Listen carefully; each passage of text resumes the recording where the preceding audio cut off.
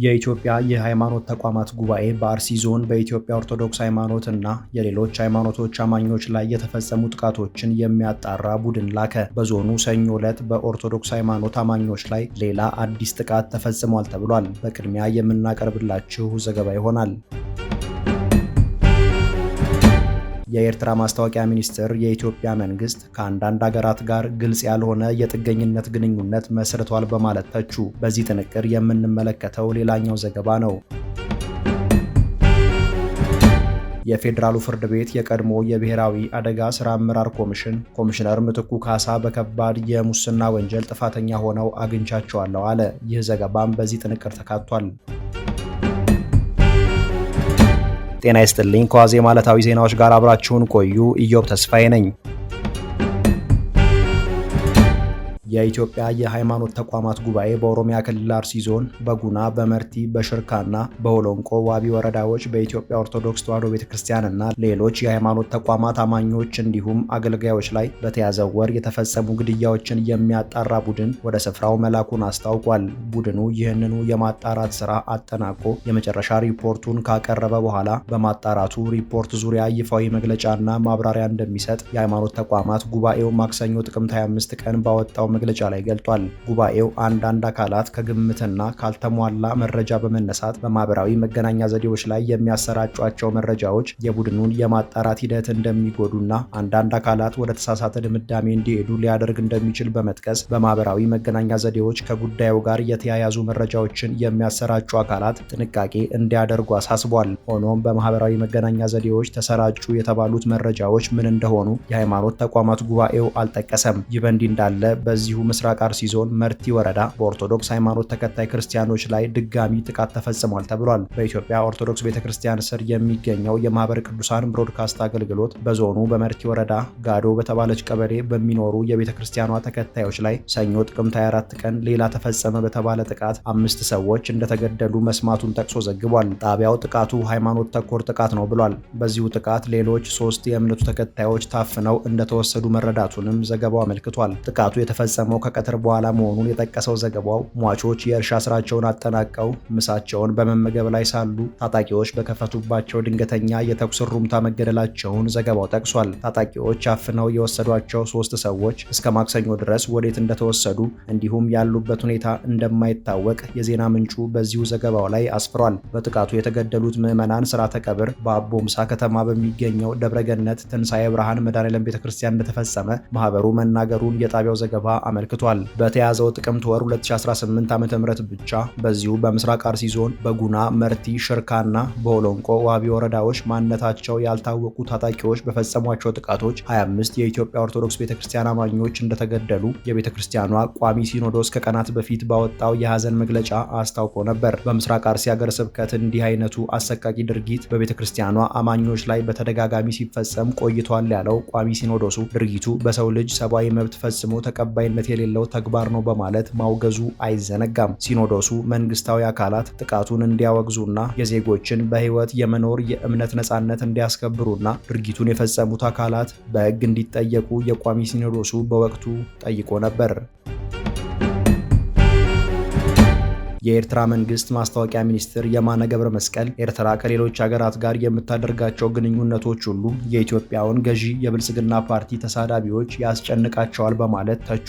የማነ ብልጽግና ፓርቲ የሚመራው የኢትዮጵያ መንግስት በአንዳንድ ሀገራትና በዓለም አቀፍ ድርጅቶች ላይ ጥገኛ ነው በማለት ተችተዋል። የማነ ይህን ትችት ያሰሙት ማክሰኞ ጥቅምት 25 2018 ዓ.ም በማህበራዊ ትስስር ገጻቸው ላይ ባሰፈሩት አጭር መልእክት ላይ ነው። የማነ በዚሁ መልእክታቸው የኢትዮጵያው ብልጽግና ፓርቲ ተሳዳቢዎች ፍርሃት ውስጥ በመግባት ኤርትራ ከሌሎች ሀገራት ጋር የምታደርጋቸውን መደበኛ ዲፕሎማሲያዊ እንቅስቃሴዎችና ፕሬዝዳንታዊ ጉብኝቶች በማብጠልጠል ላይ ይገኛሉ በማለት ወቅሰዋል። የብልጽግና ፓርቲ ተሳዳቢዎች ኤርትራ የሌሎች ሀገራት አጀንዳ አስፈጻሚ እንደሆነች አድርገው የመናገር ድፍረት አግኝተዋል ያሉት የማነ አሁን ደግሞ ትኩረታቸው በኤርትራና ግብጽ ግንኙነት ላይ ሆኗል በማለት ወቅሰዋል። የማነ የኢትዮጵያ የቀድሞ መንግስት በ1940ዎቹ የኤርትራን ከቅኝ ግዛት ነጻ የመውጣት መብት ለመጨፍለቅ ከአሜሪካ ከአሜሪካ መንግስት ዲፕሎማሲያዊና ፖለቲካዊ ድጋፍ ያገኝ ነበር ብለዋል። በዚህ ዙሪያ በአሁኑ ወቅት በግልጽ የሚገኝ ብዙ ታሪካዊ ማስረጃ መኖሩንም የማነ ገልጸዋል። ኤርትራ ነጻነቷን ለመቀዳጀት ባደረገችው የ30 ዓመታት የትጥቅ ትግል ወቅትም የኢትዮጵያ መንግስት በመጀመሪያዎቹ 10 ዓመታት በአሜሪካና በእስራኤል ወታደራዊና የቴክኒክ እርዳታዎች ላይ ጥገኛ ነበር ያሉት የማነ በመጨረሻዎቹ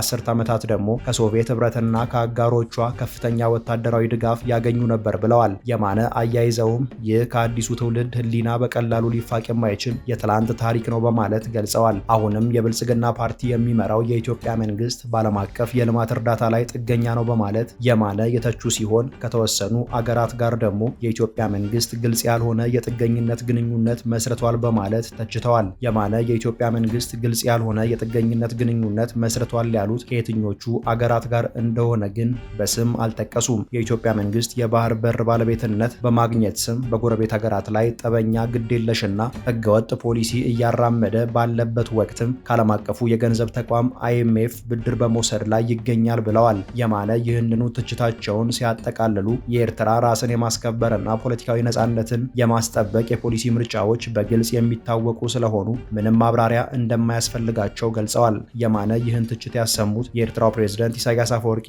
ባለፉት 5 ቀናት በግብጽ ጉብኝት አድርገው ከተመለሱ ከሰዓታት በኋላ ነው። ፕሬዝዳንት ኢሳያስ ከግብፁ ፕሬዝዳንት አብዱልፈታህ አልሲሲ ጋር ባለፈው ሳምንት መጨረሻ ላይ ካይሮ ውስጥ በተወያዩበት ወቅት ግብጽ የኤርትራን ሉዓላዊነትና የግዛት አንድነት እንደምትደግፍ ፕሬዝዳንት አልሲሲ ተናግረው ነበር። ፕሬዝዳንት ኢሳያስ ለካይሮ ኒውስ ቴሌቪዥን ጣቢያ በሰጡት ቃለ ምልልስ ኤርትራና ግብጽ በበርካታ ቀጠናዊና ዓለም አቀፋዊ ጉዳዮች ላይ ተመሳሳይ አቋም እንዳላቸው መግለጻቸውን የኤርትራ ማስታወቂያ ሚኒስቴር አስታውቋል። ፕሬዝዳንት ኢሳያስ በዚሁ ቃለ ምልልሳቸው የቀጠናው ሀገራት ሰላምና ጸጥታን ለማስፈንና የውጭ ጣልቃ ገብነትን ለማስቀረት በጋራ መስራት አለባቸው ማለታቸውንም ሚኒስቴሩ ጠቅሷል።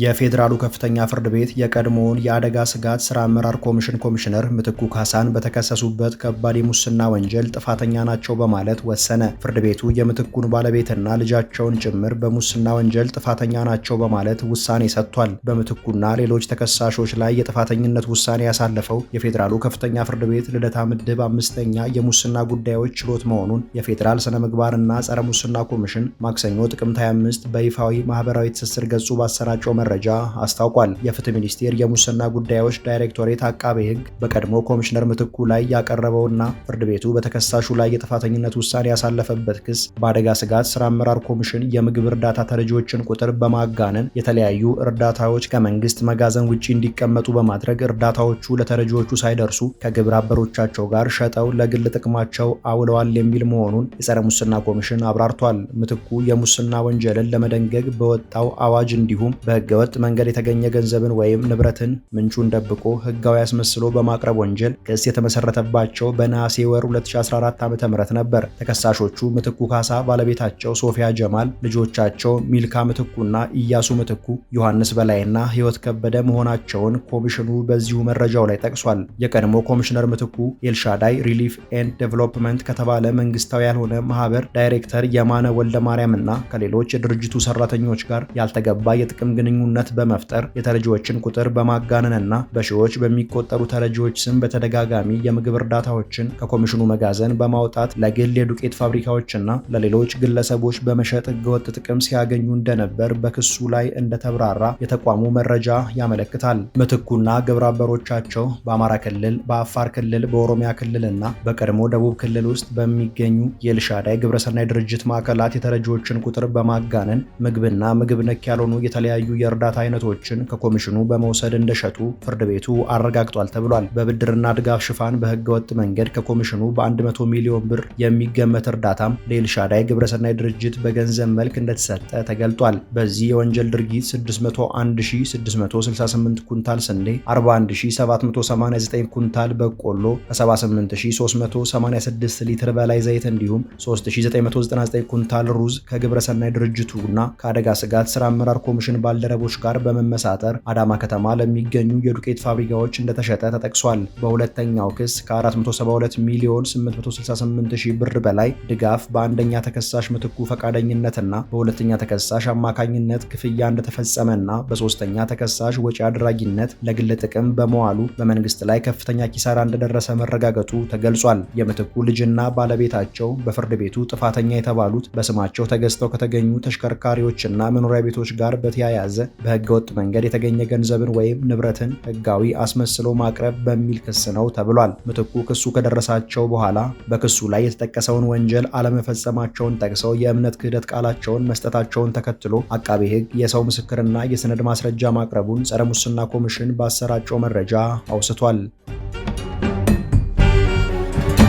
ቦይንግ ኩባንያ ከ6 ዓመት በፊት ኢትዮጵያ ውስጥ 157 መንገደኞችንና የአውሮፕላን የበረራ ሰራተኞች ካለቁበት የኢትዮጵያ አየር መንገድ ንብረት ከሆነው ቦይንግ 737 ማክስ 8 የመከስከስ አደጋ ጋር በተያያዘ ማክሰኞ ጥቅምት 25 2018 ዓ.ም ወይም በቀጣይ ቀናት 2 የፍትሐ ብሔር ክሶች ቺካጎ ከተማ በሚገኝ የፌዴራል ፍርድ ቤት መታየት ይጀምራል ተብሏል። የቺካጎ የፌዴራል ፍርድ ቤት የሚያያቸው 2 ክሶች በኢትዮጵያው የማክስ 8 አውሮፕላን አደጋ ህይወታቸውን ያጡት የሁለት ኬንያውያን ባልና ሚስትና የተባበሩት መንግስታት ድርጅት ሰራተኛ የነበሩ አንዲት ህንዳዊት ቤተሰቦች የመሰረቷቸው የፍትሐ ብሔር ክሶች ናቸው። እስካሁን የካሳ ጥያቄያቸው ውሳኔ ያላገኘላቸው ከሳሽ የተጎጂ ቤተሰቦች 5 ሲሆኑ ቀሪዎቹ 3ቱ ግን ጉዳያቸው ከፍርድ ቤት ውጪ በሽምግልና ሊያልቅ ይችላል ተብሏል። ቦይንግ ኩባንያ የካሳ ጥያቄ ላነሱ አብዛኞቹ የተጎጂ ቤተሰቦች ባለፉት ጥቂት ዓመታት በድርድር ከፍተኛ የገንዘብ ካሳ መክፈሉ የሚታወስ ሲሆን በኢትዮጵያና ኢንዶኔዥያ ለደረሱት 2 የአውሮፕላን አደጋዎችም